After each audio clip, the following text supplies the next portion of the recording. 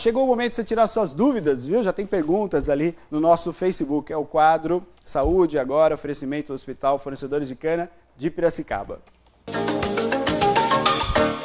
E hoje, quarta-feira, nós trouxemos aqui novamente o Rogério. Tudo bom, doutor? Tudo bem? Boa noite. Tudo bem? Tudo jóia, graças a Deus. Muito grande estar aqui no seu programa novamente, sempre uma honra. Um dia extra aí, porque semana passada, por conta do feriado, né, nós não tivemos o quadro. Então, a oportunidade de trazer, né, o senhor até aqui para tirar as dúvidas, eu falei, não, vamos trazer na quarta-feira, assim a gente já conversa, já tira as dúvidas. Sempre estamos aqui com o maior prazer. Perfeito, e você vai poder participar com a gente, viu? Vamos falar sobre saúde do homem, tirando as dúvidas aí, né, as dúvidas corriqueiras sobre a saúde do homem. Você vai poder ligar 3371-5773 e fazer as dúvidas aqui, esclarecer suas dúvidas. E a Mônica já tem pergunta. Ô Mônica,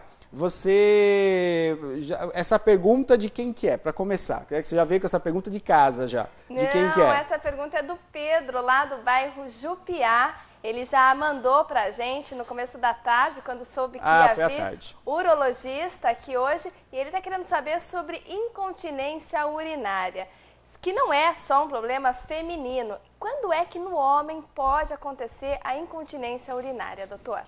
Bom, nós já falamos isso aqui numa outra ocasião, né? Me parece que é uma segunda ou a terceira vez que eu estive aqui. A incontinência urinária na mulher e no homem, ela tem motivos diferentes de acontecer. Normalmente, na mulher, ela ocorre por uma fragilidade da musculatura da região pélvica.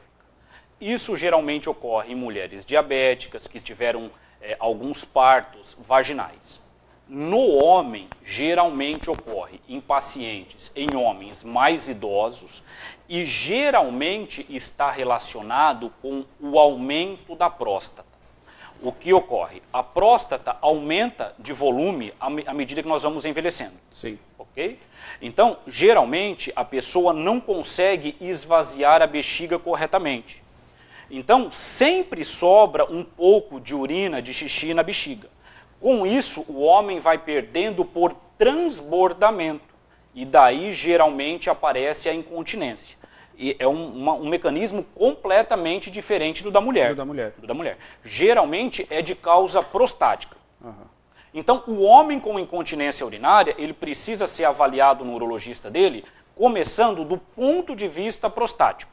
O exame de toque retal, com as perguntas adequadas para ver se faz-se pensar que ele esteja com a próstata aumentada de tamanho. É o grande vilão, é a causa principal normalmente. Eu vou esclarecer agora, o meu sogro, né, ele procurou o urologista, né, até a equipe do fornecedores, e ele falou o seguinte, qual que era o problema dele? Durante a noite, ele já tem mais de 85 anos, e durante a noite ele acordava várias vezes para urinar. Né? Isso estava incomodando, não estava conseguindo dormir.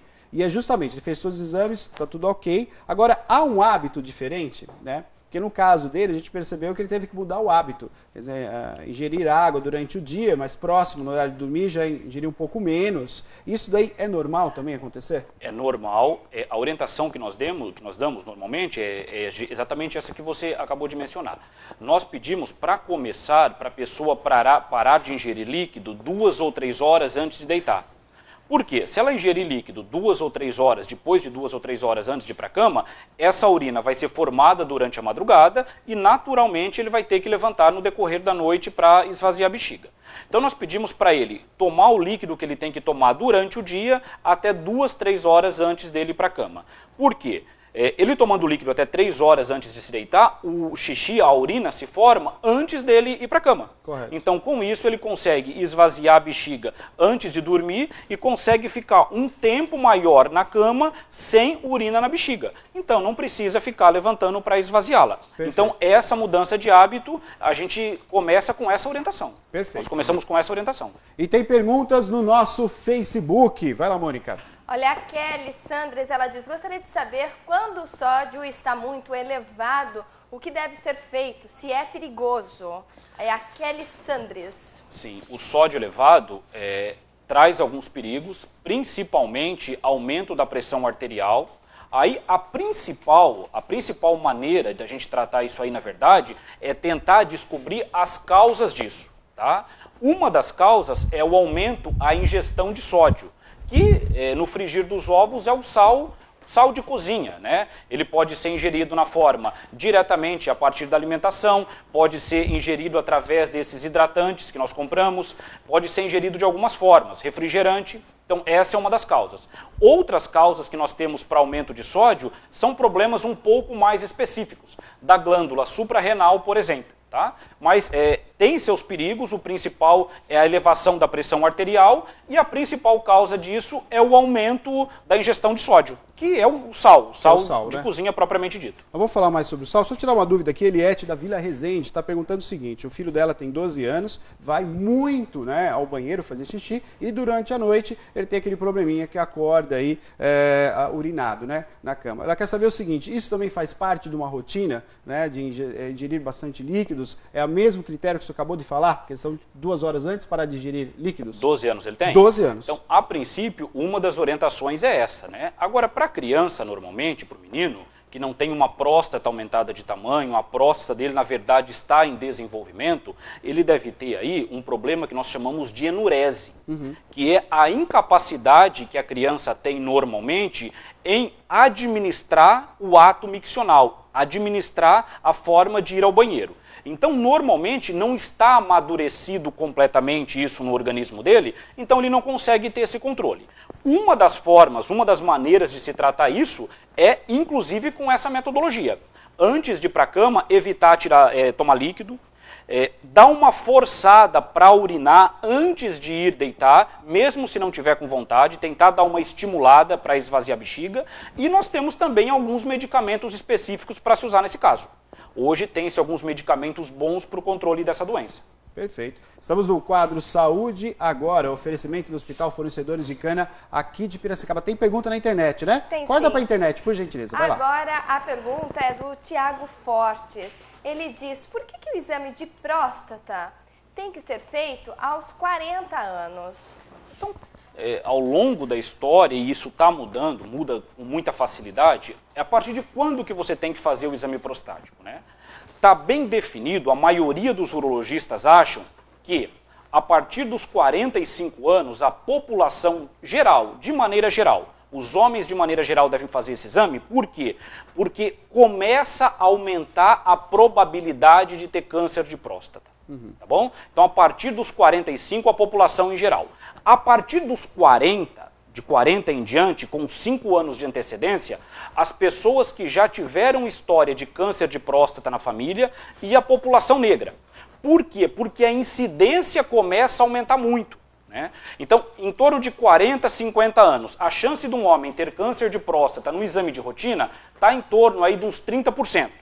E essa curva começa a aumentar de forma muito importante com o decorrer da idade. Tá?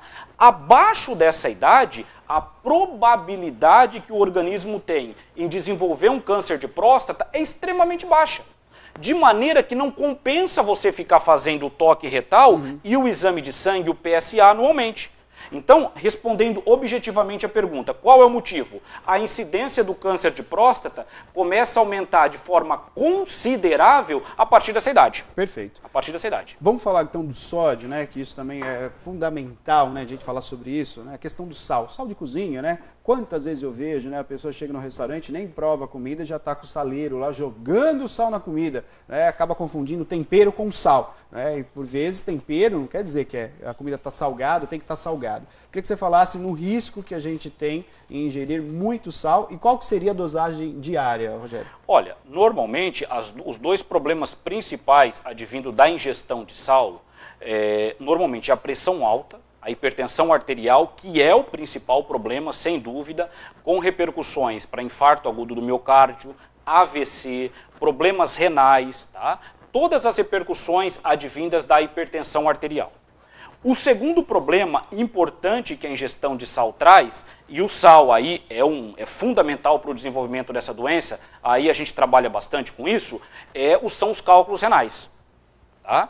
Então, os cálculos renais, a principal maneira de você evitá-los seria qual? Aumentando a ingestão de líquido, esse é o primeiro ponto. O segundo ponto seria restringir a ingestão de sal. restringir a ingestão de sódio, né? Então, às vezes nós temos algumas propagandas, por exemplo, na mídia, para a ingestão desses isotônicos, ricos em sódios, né? Sim. Nós temos duas marcas principais aí. Sim. Esses isotônicos, eles devem ser usados para atletas normalmente, né? Então, atletas que têm uma atividade extenuante e que têm uma perda realmente importante de sódio, de outros minerais durante os exercícios físicos, né? As pessoas normais, que têm uma vida que faz exercício esporadicamente, que não devem trocar a água, a ingestão de sucos naturais por esses isotônicos. Eles são ricos em sódio, né?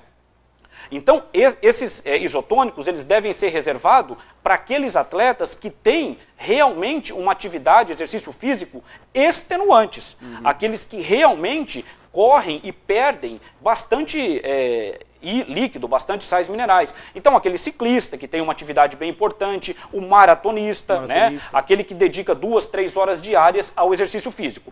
As pessoas que têm atividades que vai na academia, meia hora de academia, fazer uma caminhada. Perfeito. E acha que substitui, que tem que substituir o suco, a água de coco, esses hidratantes naturais menos ricos em sódios, por esses isotônicos um pouco mais potentes, né? Então, isso aí é um equívoco normalmente. Normalmente é um equívoco. O principal problema não é nem a formação dos cálculos. O principal problema é a pressão alta. A pressão alta. O aumento da pressão arterial, que tem repercussões, por vezes, fatais. Um infarto agudo, AVC, problemas renais, enfim, né, falência renal.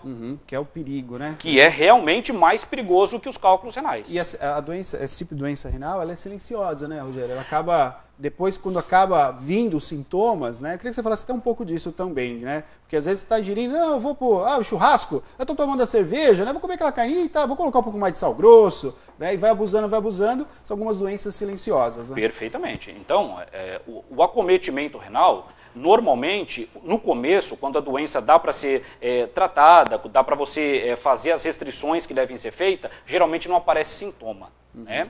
Então, faz parte dos exames de rotina você colher 2 exames séricos que se chama ureia e creatinina, porque a partir desses exames você tem uma avaliação bem inicial, bastante pontual, bastante legal de como está o funcionamento dos rins. Perfeito. Então, não raras vezes você tem um paciente que tem algum problema renal, que às vezes até dialisa, e que acabou descobrindo por um exame de rotina. Aí, tá vendo? Foi lá no cardiologista, pediu alguns exames, dentre alguns exames, esses 2, acabou vindo muito alterado e acabou desenvolvendo um tratamento para uma doença renal avançada. Fila de transplante, diálise, né? Então, normalmente, para a gente começar fazendo uma avaliação renal, é muito simples, exame de ureia e creatinina. São 2 exames que você colhe, você consegue obtê-los a partir do sangue, muito simples, né? Dá para qualquer médico de qualquer especialidade solicitar. Assim como a glicemia de jejum para o diabetes. Né? Esse também é um problema, é uma doença silenciosa. Silenciosa também, né? Que geralmente, quando a pessoa começa a ter problema, são sintomas já que começam a incomodar. Né? Então, às vezes, a pessoa começa a ter hipotensão, está com mal-estar, acaba desmaiando, não sabe o motivo, né? Começa a ter problema renal. Por quê? Porque nunca colheu um exame que se chama glicemia de jejum. Um exame muito simples de fazer, né? Também, que você faz o diagnóstico, fez o diagnóstico, procura um endocrinologista e faz um tratamento. Totalmente contornável, totalmente preventivo.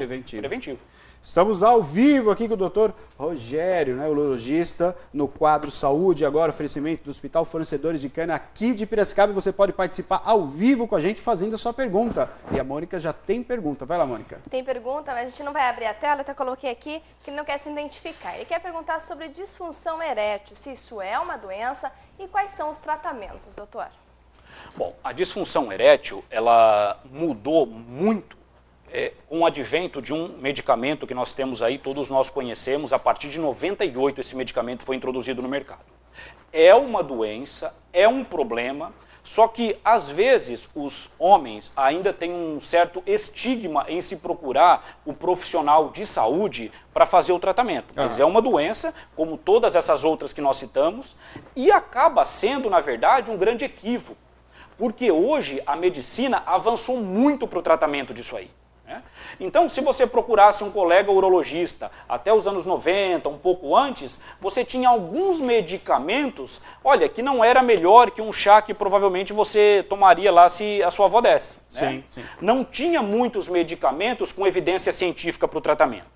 Hoje em dia nós temos pelo menos 4 drogas muito boas que ajudam o homem nisso aí. Né? Então, hoje é um problema bastante contornável. Tá?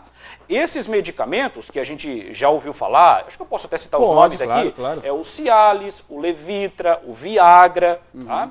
São medicamentos que têm 80% de eficiência no tratamento dessa doença. 80%, isso não é desprezível, né? Quem são os pacientes mais suscetíveis a desenvolver essa doença? Disfunção sexual masculina. Primeiro vilão disparado, diabetes descompensado. Então, o paciente que vem lá com um diabetes super descompensado, você manda ele para o endocrinologista, começa a usar os medicamentos, fazer as restrições alimentares, essa glicemia cai, começa a melhorar o quadro. Aí melhora. Colesterol, triglicérides aumentado. Isso aí interfere também. O uso de alguns medicamentos, principalmente aqueles medicamentos para pressão alta. Medicamentos mais antigos um pouco. Hoje os mais modernos não, mas os mais antigos davam um pouco de disfunção erétil. Então, hoje isso está muito contornável. Né? A partir de 98, início dos anos 2000, começaram a aparecer vários medicamentos para se tratar isso. E trata-se de maneira bem convincente. Né? Tem-se um sucesso muito legal para tratar isso aí. É uma pena que às vezes alguns homens, né, acabam não procurando médico por uma certa inibição. Na verdade, às vezes as mulheres acabam levando. As mulheres acabam levando, né? As mulheres acabam levando eles para nós vermos. Estamos ao vivo aqui, 19 horas e 10 minutos. Se você tem alguma dúvida, pode mandar para nós aqui e fazer sua pergunta. Vai lá, Mônica. Na verdade, agora é um elogio, tá? Vamos lá. O Tiago Fortes, doutor, ele está dizendo para parabenizar o senhor, porque o senhor explica muito bem todas essas questões. Agora, a gente tem o Reginaldo aqui, também participando com a gente, e muitos têm medo de fazer a questão do exame de próstata.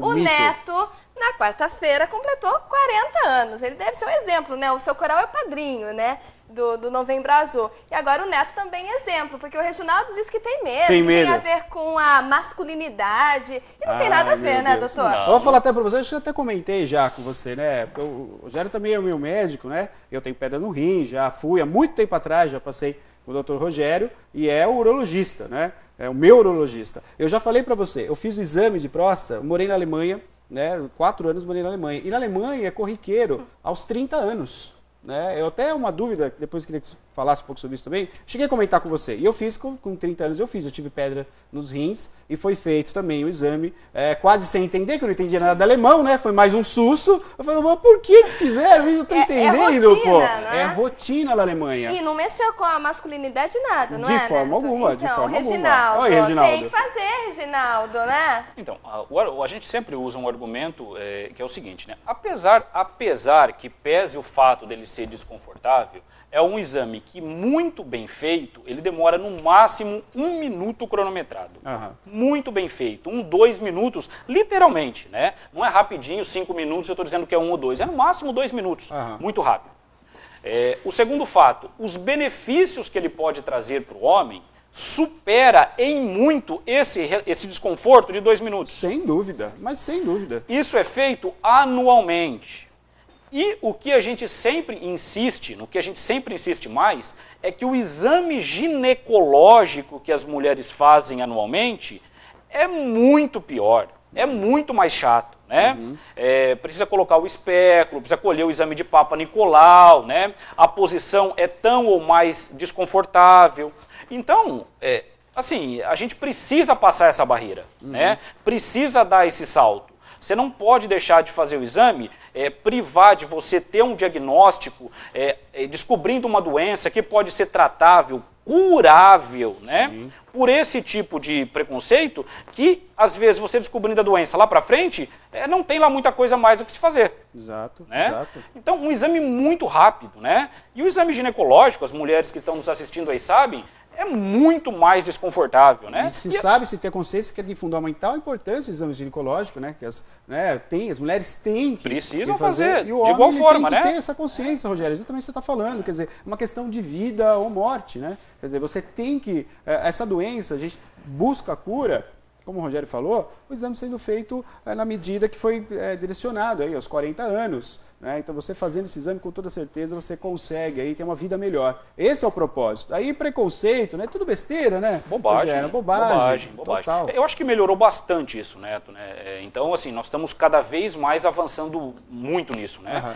Mas ainda tem essa barreira. Se eu disser para você que ela não existe, não é assim. Ela existe, embora de maneira um pouco bem mais atenuada que há um tempo atrás. Sim, sim. Então, nós temos homens hoje, senhores com 70, 80 anos, às vezes, procurando para fazer essas avaliações, mas tem um certo entrave ainda. Devo dizer a você que existe um pouco ainda o preconceito. Estamos aqui para orientar a população, né, e acabar com isso, né? Perfeito. Rogério, mais uma vez, muito obrigado pela sua participação, viu? Eu estou Como o nosso amigo falou, esclarecedor, objetivo e simpático. Acho que é isso que a população espera, né? Obrigado. Um tratamento humanista. É sempre um prazer estar aqui no seu programa, poder esclarecer na medida do possível aí as dúvidas dos seus telespectadores. É sempre uma honra e muito agradável estar aqui. Muito obrigado. Você então acompanhou o quadro Saúde Agora, oferecimento do Hospital Fornecedores de Cana, aqui de Piracicaba. E chegamos então ao final do nosso programa. Rogério, mais uma vez, muito obrigado, viu? Eu que agradeço e estou sempre às ordens, estou sempre à disposição. Joia. Muito obrigada, doutor.